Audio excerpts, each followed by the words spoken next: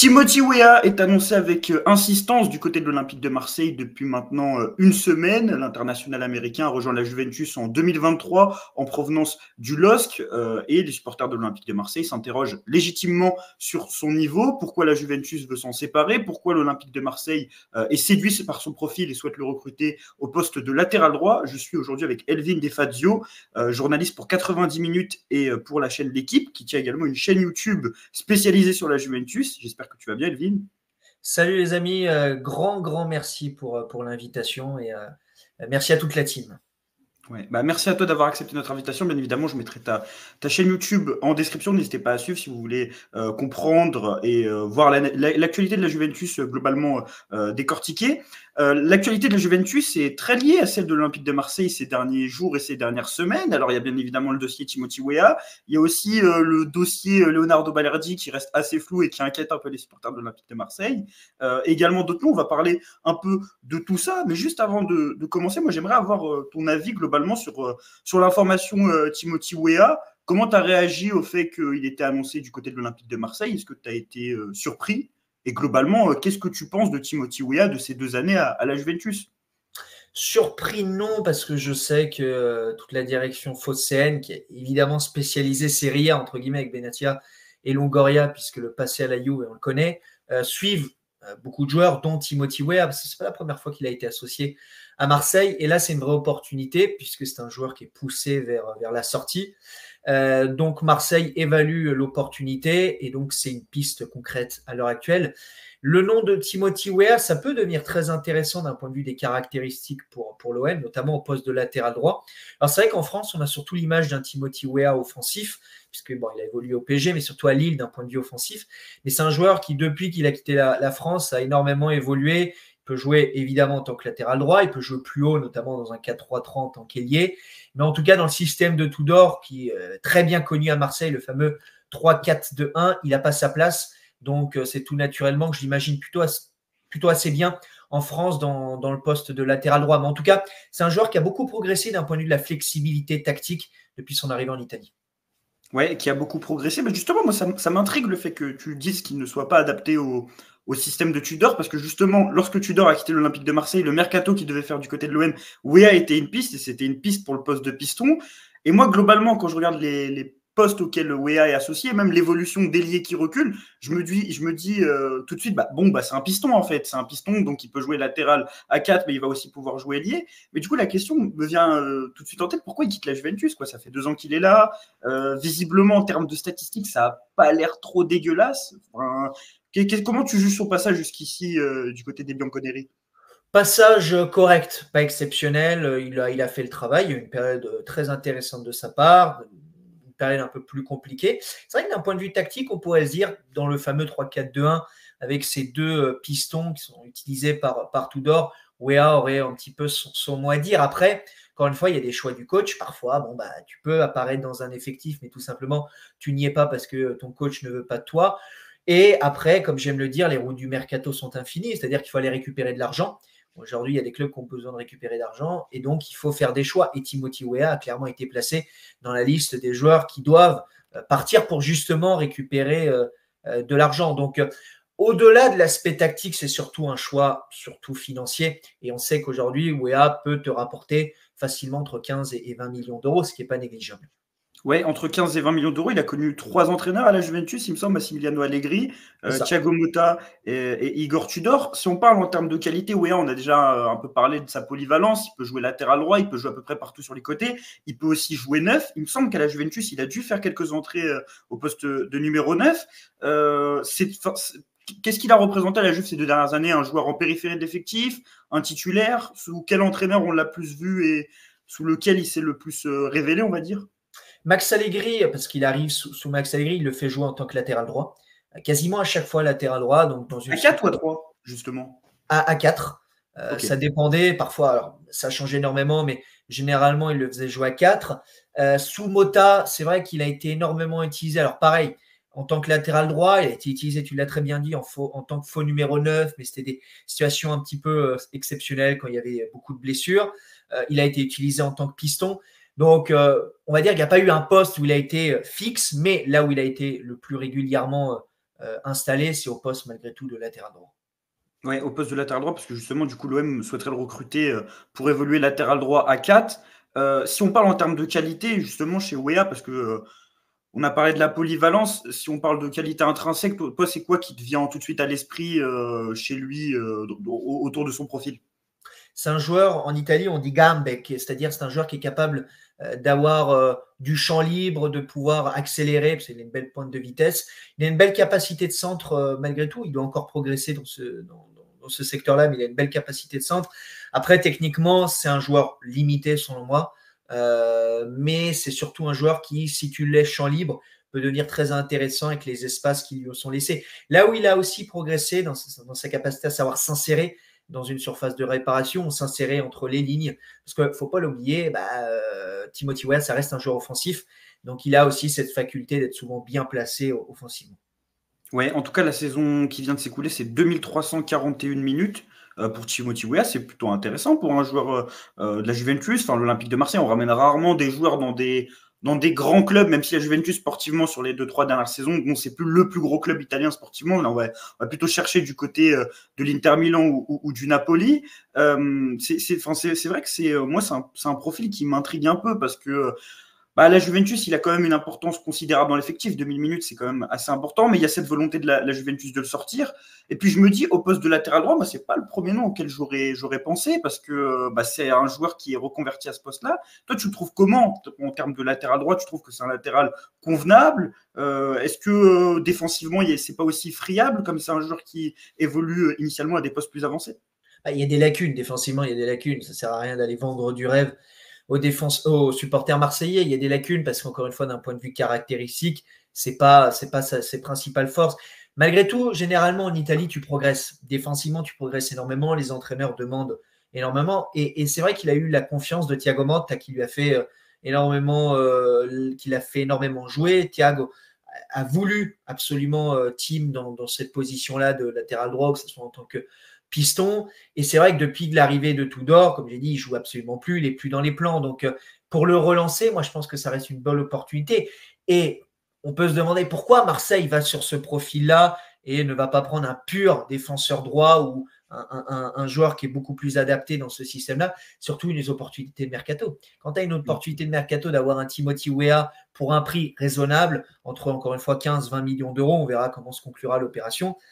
Si elle se conclut, ça reste une opportunité viable, je veux dire correcte, surtout pour un club de Ligue 1, surtout pour Marseille qui, économiquement, chaque opportunité doit être évaluée. Toi, avec la connaissance que tu as du joueur, de ce que tu as vu lui à la Juventus, pour toi, c'est un titulaire s'il vient à l'Olympique de Marseille? Au poste de latéral droit, il n'y a pas 40 000 concurrences. Je pense qu'en Ligue 1, aujourd'hui, Tim, ce serait un titulaire, encore plus à Marseille. Après, encore une fois, on entend dire au poste de latéral droit, on verra comment il sera utilisé par le Mister De Zerbi, mais je pense qu'aujourd'hui, si tu le mets en tant que défenseur droit, il est titulaire à Marseille. Oui. Parce qu'en fait, sur le côté droit de l'Olympique de Marseille, on a aussi Mason Greenwood. Et la problématique, c'est que Greenwood est aussi un joueur qui va plutôt animer son côté s'il est utilisé comme ailier. Il peut aussi évoluer dans l'axe. Mais la problématique étant que Greenwood ne défend pas beaucoup. Donc, si on se retrouve avec Greenwood et Weah sur le même côté, et si Weah a des difficultés sur le plan défensif, ça va être un peu compliqué. Mais en tout cas, c'est vrai que moi, mon analyse, personnellement, de ce que je vois du joueur, de ce que je connaissais de lui à Lille, c'est un très bon joueur pour la périphérie d'effectifs. En fait, pour un joueur qui va beaucoup jouer, mais qui va combler plusieurs postes. Et vraiment, le voir latéral droit titulaire, dans l'idée, je suis pas. Enfin, je sais pas. Pour moi, c'est pas comme si c'était du bricolage, mais je le verrais plus, en fait, être remplaçant sur plusieurs postes et du coup jouer. À répétition, quoi, faire ses 2000 minutes de jeu dans une saison, mais 15-20 millions d'euros pour un joueur qui n'est pas latéral droit de métier, je suis assez dubitatif. En tout cas, pour toi, ça semble être un transfert pertinent pour l'OM de ce que tu vois du joueur. Pour moi, il y a mieux dans cette position-là. Maintenant, encore une fois, et dans l'opportunité du mercato, surtout quand on sait qu'aujourd'hui, les sessions de mercato sont de plus en plus rudes, surtout pour des clubs comme Marseille, qui n'ont pas des budgets illimités. On ne parle pas d'un club de première ligue. Donc, ça va être difficile de redevenir compétitif encore plus quand tu as la Ligue des Champions, encore plus quand tu es à Marseille et que la pression, elle est incroyable, XXL. Tu dois évaluer toutes ces opportunités-là et Tim en est une. Moi, alors, je suis un énorme fan du Mister De Zerbi, mais c'est un entraîneur qui sait sublimer les joueurs qui sont passés notamment en Italie parce qu'il y a une certaine culture. Tim, il a évolué sous 3 entraîneurs trois entraîneurs avec des philosophies différentes. Il a énormément appris, je pense, d'un point de vue défensif, parce qu'offensivement, encore une fois, c'était ses principales caractéristiques. Et nul doute que si cette opportunité a été validée par Marseille, c'est que De Zerbi sait comment gérer Timothy Weah. Donc oui, il y a mieux, mais ça reste une opportunité intéressante. Moi, j'ai une dernière question sur Timothy Weah. Après, on va pouvoir passer très rapidement sur les autres dossiers qui sont évoqués entre la Juventus et l'Olympique de Marseille. C'est plutôt au niveau mental et on va dire en termes d'implication dans un effectif. Est-ce que c'est un joueur qui est plutôt problématique de ce point de vue-là? Parce que je pose cette question, pas parce que j'ai entendu des choses sur lui, mais plutôt parce que cette dernière année, les joueurs qui n'ont pas fonctionné à l'Olympique de Marseille, ça a souvent été pour des questions d'implication. On a eu par exemple Wai qui a été critiqué pour ça, Ismaël Koné, ou pour des défaillances mentales vis-à-vis de la pression comme Lilian Brassier. Lui, il évolue du côté de la Juventus où il y a un certain contexte. Bon, c'est le plus grand club d'Italie globalement. Est-ce que de ce point de vue-là, tu penses qu'il peut tenir la pression de l'OM? Oui, je pense que, alors d'un point de vue comportement, je pense que s'il y a bien un joueur qui est irréprochable, qui a été irréprochable du côté de Turin, c'est bien Timothy Weah. Même dans les moments compliqués où il jouait moins, il n'y a rien eu à dire. Maintenant, encore une fois, c'est vrai que la pression, moi j'aime toujours le dire, tu ne peux pas comparer la ville de Turin et la ville de Marseille. Marseille, c'est Naples en Italie.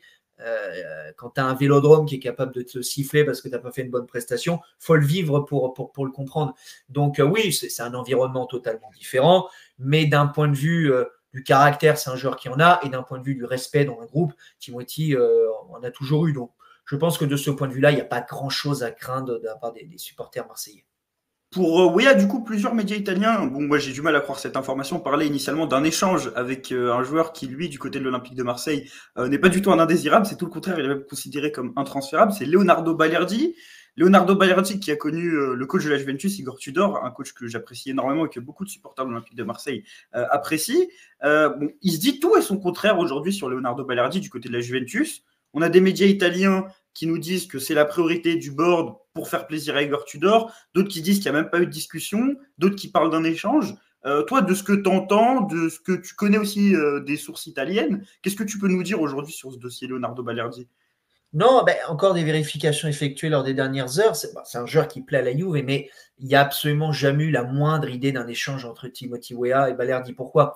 Balerdi est considéré comme un joueur, comme tu l'as dit, important dans l'effectif marseillais. J'aime pas dire intransférable parce que, encore une fois, en France, personne n'est intransférable, encore plus à Marseille parce que quand tu as une offre intéressante qui arrive, une offre XXL, c'est difficile de refuser. Mais déjà, il y a une énorme différence d'évaluation. Je veux dire, un joueur qui vaut 20 millions d'euros et un joueur qui potentiellement en vaut le triple, c'est pas la même évaluation et Marseille ne mettra pas Balerdi dans un échange avec Weah. La situation avec Weah est très simple.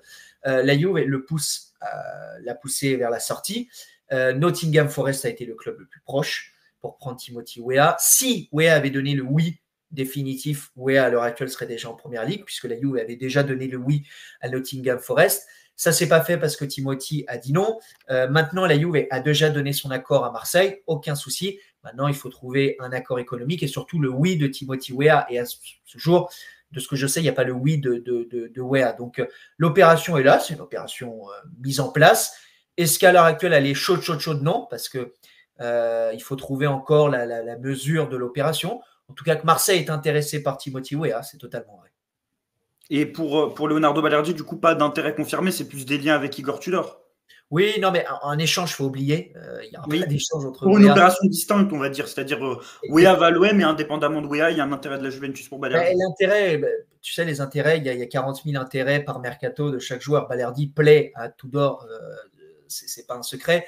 Maintenant, encore une fois, je pense que la Juve n'ira pas sur un profil aussi onéreux, parce que comme il se doit, Marseille n'ira pas donner Balerdi. S'il doit vendre Balerdi, c'est pour le vendre. Et quand on dit vendre, c'est le vendre à un prix qui correspond au niveau actuel du défenseur. Ouais, l'OM demanderait entre c'est ce qui était sorti en tout cas par RMC au mois de mai, il me semble, c'était plutôt 40-50 millions d'euros pour Leonardo Balerdi. Moi, j'y crois pas non plus à la théorie du joueur intransférable. Je pense que ça veut juste dire, si vous le voulez, il faut mettre un certain chèque. Je ne sais pas si la Juventus aujourd'hui a les capacités et la volonté d'aller mettre autant, parce que je sais ça parle pour la levée de l'option d'achat de Conceição, si je ne dis pas de bêtises. Aussi, non, mais après, la Juve fait partie des clubs les plus riches. Chaque mercato, il y a toujours des coûts exceptionnels. Je veux dire, économiquement, il faut savoir que la Juve a une propriété derrière très riche qui s'appelle Exor, le groupe Exor, qui réinjecte à chaque fois de l'argent. Donc, économiquement, Si la Juve a envie de mettre 50-60 millions sur un défenseur, ils le feront. Ils l'ont fait avec Bremer, ils l'ont fait en plein hiver avec Dusan Vlahovic. Bref, économiquement, c'est pas le souci. Maintenant, encore une fois, il y a une soutenabilité économique. Ouais. Et quand tu as des secteurs à aller renforcer, tu peux pas les dépenser n'importe comment. Balerdi, il a un prix intéressant, encore une fois, un prix important. Et difficilement, la Juve ira mettre ce type de prix pour le défenseur de Marseille. En tout cas, il y a visiblement des indésirables du côté de la Juventus, parce que Weah, pour qui un transfert est accepté, je ne sais pas si on peut le qualifier d'indésirable. En tout cas, il y a Nico Gonzalez, qui lui a été évoqué à plusieurs reprises du côté de l'OM, encore tout récemment, comme un potentiel joueur à inclure dans un deal pour Balerdi. Bon, même s'il n'y a pas d'échange, il a même été évoqué pour un intérêt tout simple. Nico Gonzalez, qui a évolué à la Fiorentina juste avant, si je ne dis pas de bêtises, avant de venir à la Juventus, qui évolue globalement au poste d'ailier droit, qui peut aussi jouer du côté gauche. Est-ce que ça peut être une piste intéressante selon toi pour l'OM, en sachant qu'il est quand même poussé vers la sortie, je crois, du côté de Turin? Ouais, Nico Gonzalez fait partie des joueurs qui sont sur le mercato aussi, parce que sa saison a été cataclysmique. Hein. C'est un joueur qui a été totalement décevant, rien de positif. Lui qui est arrivé l'été dernier à Turin, hein, avec une option d'achat obligation d'achat du côté de la Fiorentina. C'est un joueur intéressant, qui a toujours été au niveau en Serie A, mais est-ce qu'il a le niveau pour jouer à la Juve? Non. Maintenant à Marseille, difficilement j'imagine Marseille capable, on va dire, de devenir compétitif sur le coût de Nico, parce que si la Juve ne veut pas réaliser une moins-value, il faut le vendre à un certain prix. Après, Nico Gonzalez, c'est un petit peu un nom qui est chaque été associé à Marseille, même déjà lorsqu'il était à la Fiorentina. C'est des noms entre guillemets faciles. Alors, il faut savoir que Longoria est potentiellement le dirigeant au monde qui a le meilleur réseau en Italie. Il a été chef scout à la Juve, et c'est un énorme bosseur, et surtout, il connaît énormément de monde en Italie. Donc, ramener des joueurs comme ça, c'est pas forcément compliqué pour lui, mais je pense que Nico Gonzalez, pour Marseille, ça devient compliqué. Une chose est sûre, c'est que c'est un joueur qui n'a plus rien à faire à la Juve. On a aussi parlé de Samuel Mbangoula. Lui aussi, l'intérêt semblait indépendant de tout dossier Balerdi, parce que c'est un nom qui avait été évoqué il y a quelques semaines, quelques mois. Belge, si je ne dis pas de bêtises, il était à Anderlecht, puis il a été post-formé à la Juventus. Là aussi, est-ce qu'on est sur un profil qui peut être intéressant? On parle encore une fois d'un genre de couloir comme Timothy Weah, comme notre ami Nico Gonzalez.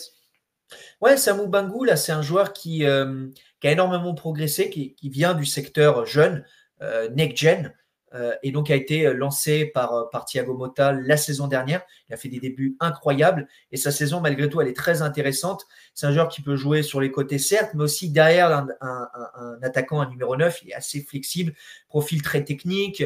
Il a un certain sens du but, hein, Samu Bangoula. Donc, c'est un joueur qui a énormément de qualité. C'est un joueur qui est placé sur la liste sur le mercato.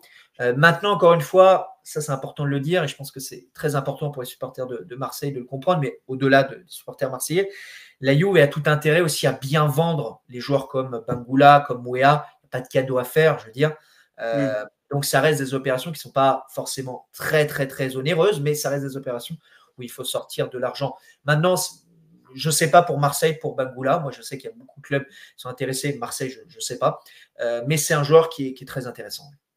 Bon, moi, j'ai une dernière question. Je te remercie énormément, Elvin, pour tout ce que tu as pu dire sur tous les sujets, pour ton analyse et pour ton expertise. Vraiment, c'est excellent. D'ailleurs, n'hésitez pas à aller suivre sa chaîne YouTube. Encore une fois, je vais la mettre en description, parce que même moi, j'ai regardé personnellement pas mal de vidéos depuis la signature d'Igor Tudor. J'ai envie de conclure la vidéo sur ce sujet. C'est un entraîneur qui est globalement apprécié des supporters de l'OM, même s'il est plutôt clivant pour des choix qu'il a pu faire au niveau du management lorsqu'il était le coach du club phocéen. Comment ça se passe pour lui du côté de la Juventus? Parce qu'il y a eu un peu le scénario au début de l'été où la Juve essayait de faire absolument un coach, et je crois que ça parlait d'Antonio Conte, et Tudor était un peu là à attendre. Finalement, il a été conservé, même prolongé par Damien Comolli, l'ancien président du TFC. Est-ce qu'aujourd'hui, c'est vraiment le coach confirmé de la Juventus, ou on est plutôt sur une intérim qui est rallongée? Et quels sont un peu les objectifs de la Juve avec l'ancien coach de l'OM? Ouais, Tudor, c'est un souvenir incroyable à l'OM.